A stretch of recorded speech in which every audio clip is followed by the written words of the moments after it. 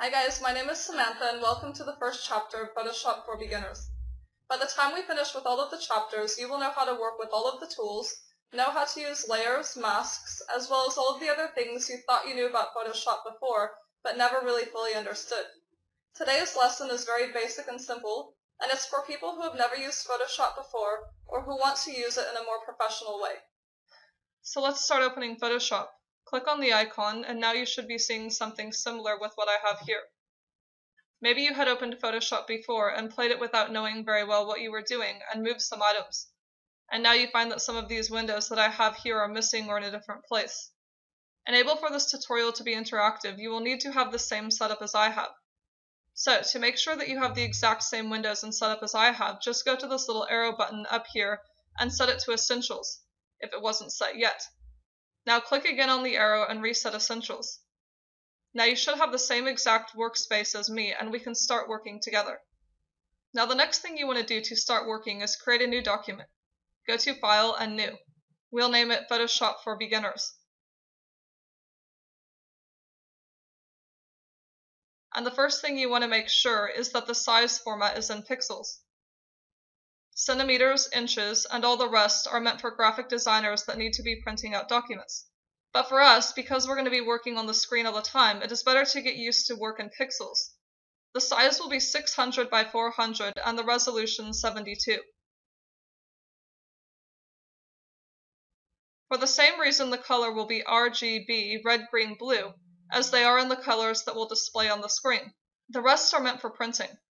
For the background, we'll just leave it in white.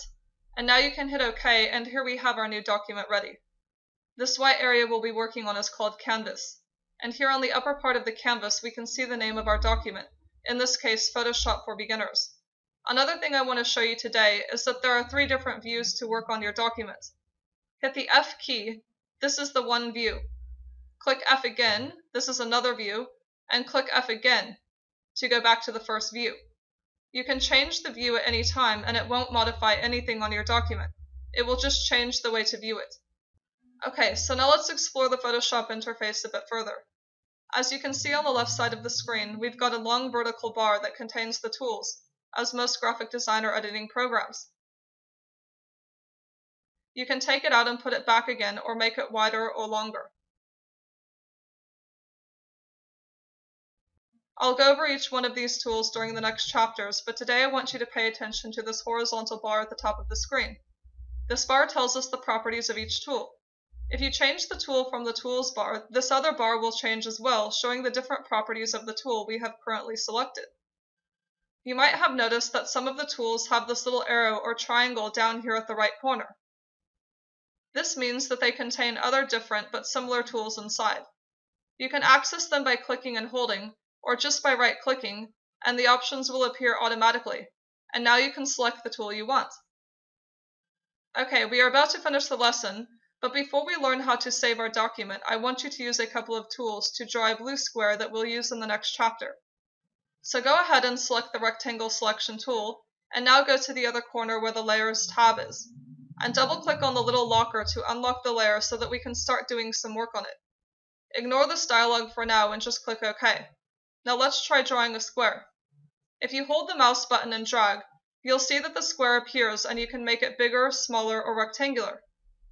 Now if you want to make a perfect square, you need to hold the Shift key on your keyboard while dragging the mouse. This is how you get a perfect square. Now with the Shift key still pressed, let go of the mouse button when the square has the size you want. Now select the Paint Bucket tool.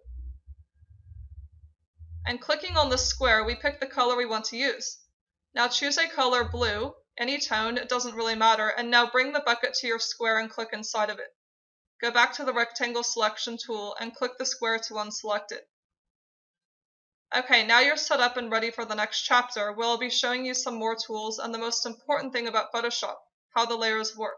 But before we go, let's keep our work organized, saving the square so that the next day we won't have to create a new one again.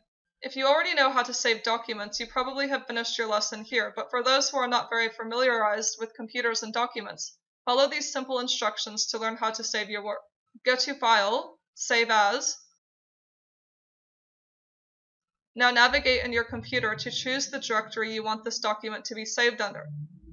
If you are not too sure of where you should save it as, I recommend you go to the desktop from this dialog box, and once here, using the right button of your mouse, click on a blank space like so, and choose New, Folder, and name it Photoshop for Beginners. Then double-click on the folder you just created. Make sure the name of your document is photoshopforbeginners.psd and click Save. Now for the next chapter, you'll have your document on your desktop inside the folder Photoshop for Beginners, ready to continue. Thanks a lot for watching, make sure to subscribe, and I'll see you soon.